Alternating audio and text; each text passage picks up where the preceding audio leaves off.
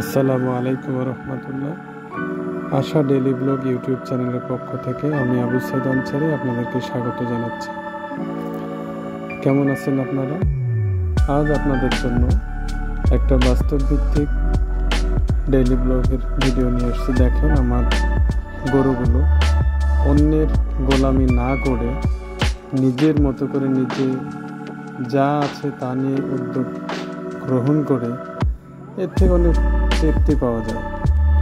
এই যে আমি আমার প্রত্যেক দিনের কাজ করতেছি, আমার বাইরে যতই টেনশন থাক, গরুর ঘরে যখন আসি এদের গায়ে হাত দিলে এরা যেন আরও আদর চায়। আর তখন আমার খুবই ভালো লাগে যে মানুষকে বিশ্বাস করলে মানুষ ফাঁকি দেয়, কিন্তু এরা কখনোই বিশ্বাসঘাতকতা করে না। এরা অনেক ভালো। আমার বাড়িতে একটু শান্তির জন্য যেখানে সুযোগ পেয়েছি ফুলের গাছ লাগানোর চেষ্টা করেছি। দেখেন, ফুলও ফুটেছে। এই ফুলটি দেখলে অনেক ভালো লাগে। যত টাকা খরচ করে আমরা বাইরে ঘুরতে যাই, বিভিন্ন পিকনিক স্পটে যাই, এরকম গিয়ে একটু শান্তির জন্য যাই, কিন্তু ওইটুকু শান্তির জন্য অনেক টাকা পয়সা এবং সময় ব্যয় করতে হয়।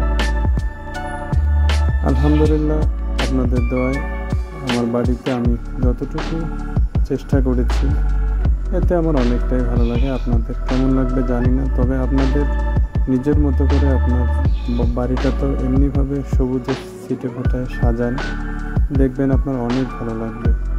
মনে হবে যেন আপনি শান্তির নিরেই আছেন। দেখেন, আলহামদুলিল্লাহ, সবুজ পাতা দেখলে কার না ভালো লাগে। সকালবেলা উঠে এই বাতাস, আর সেই বাতাসেই দোলে গোলাপের ডাল, সেখান থেকে বের হবে নতুন কলি, ফুটবে নতুন ফুল। আর আমাদের কেটে যাবে অজানা অনেক কিছু, অনেক অজানা ফুলগুলো। আসলে ফুল দেখলে মানুষের মনটা অবশ্যই একটু না একটু ভালো হয়ে যায়, আর সুগন্ধি নিলে তো আরও। আপনাদের কেমন লাগবে জানি না, তবে আমার খুব ভালো লাগে। আমি আমার বারান্দার পাশে টবে করে ঘাস ঝুলিয়ে দিয়েছি। বৃষ্টির পানি টিপ টিপ করে পড়ে, আর সেই পানি শুষে নিয়ে দেখেন ঘাসগুলো নিচের দিকে বেয়ে নামতেছে। আরও যখন বৃষ্টি পড়ে সবুজে ভরপুর হয়ে যায়, খুবই ভালো লাগে আমার কাছে। আপনাদেরও ভালো লাগবে। আপনার যদি একটু জায়গা থাকে, বারান্দা অথবা বারান্দার খুঁটি, সেখানে আপনি টবে করে মরিচ গাছ চাষ করতে পারেন, ঝুলিয়ে দিবেন। ওই জায়গাটা মরিচ, প্রচুর মরিচ ধরবে। আলহামদুলিল্লাহ, দেখেন বৃষ্টি আসবে আসবে ভাব। এমন সময় আকাশ গাছগাছালি যেন বাতাসের নতুন করে জানান দিচ্ছে যে কিছু একটা হতে যাচ্ছে। যাই হোক, আলহামদুলিল্লাহ, বাতাস তো বইছেই, কিন্তু ততক্ষণও বৃষ্টি আসেনি। এই আমার বাড়ির রাস্তা, আর এই পাশে রয়েছে বিশাল ঘাসের জমি, পাশে চাতাল, আর এখানেই পাওয়া যায় মুক্ত বাতাস।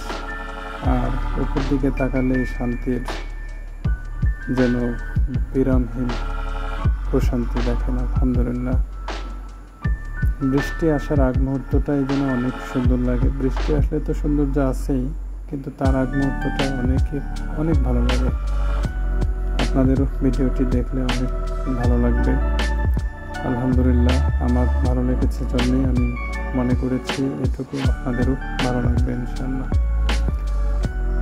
দেখেন, নীল আকাশের মাঝখানে রয়েছে সবুজ ঘাস। এই যে আমরা চাল খাচ্ছি, রেডিমেড চাল, পাই কোথায়? এই যে মানুষ যারা চাতালে কাজ করেন, কত ঘাম ঝরিয়ে ধান শুকিয়ে সেই চাল আমরা রেডিমেড পাচ্ছি। বাজারে যাই, বস্তা নিয়ে চলে আসি।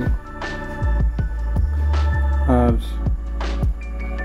এই মানুষগুলো দেখেন সারাদিন পরিশ্রম করার পরে শাক সবজি রান্না করে খায়। শাক সবজি রান্না করে খায়, আর বিশাল আকাশ, চাতালের পাশ ঘেঁষেই রয়েছে সবুজের সমাহার।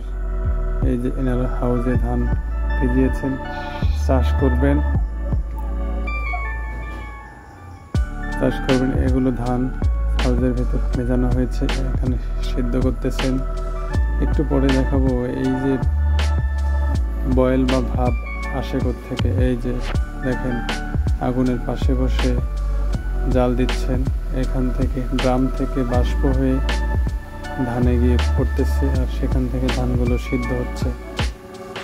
কত পরিশ্রমের কাজ, অথচ আমরা এই পরিশ্রমটা অল্প কিছুক্ষণ সময়ের মধ্যে রেডিমেড চাল পাই। মাশাআল্লাহ, আলহামদুলিল্লাহ। সবুজ ঘাস দেখেন, মনটা জড়িয়ে যায়। আর সবুজ ঘাসগুলো খাওয়ারও ব্যবস্থা রয়েছে। এরা সবুজ ঘাস খেয়ে বিকালবেলা একটু হাঁটতে বেরিয়েছে, আর যখন দৌড়ায় মনে হচ্ছে যেন আমাদের পোষা হরিণগুলো দৌড়াচ্ছে।